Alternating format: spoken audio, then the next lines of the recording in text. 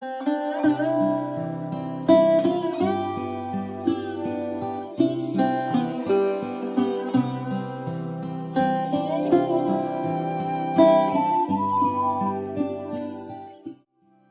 আমি চলে এসেছি পূর্ব বর্ধমান জেলার লাকুডি এলাকায় মা দুর্গা কালীবাড়ির মন্দিরে।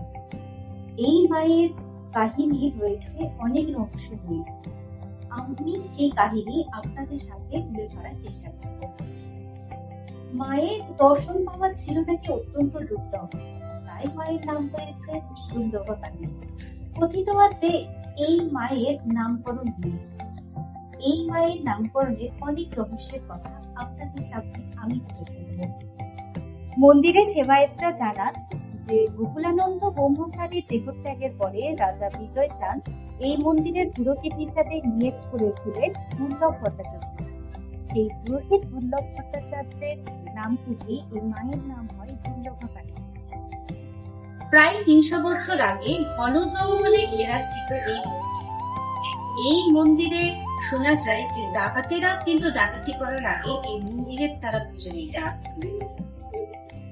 গোকুলানন্দ ব্রহ্মচারীর সমাধি রয়েছে এই মন্দিরের ভিতরে। শোনা যায় যে গোকুলানন্দ ব্রহ্মচারী তিনি পৈতের পর বাড়ি থেকে বেরিয়ে এসে পূর্ব বর্ধমান জেলার লাকুডি জঙ্গলে আশ্রয় নেন। তারপর থেকে দেবীর আরাধনা শুরু করেন।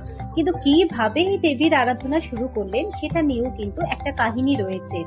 একদিন স্থানীয় পুকুরে গোকুলানন্দ ব্রহ্মচারী পুকুরে স্নান করতে যান। স্নান করার সময় এক পাথর তার পায়ে ঠেকে।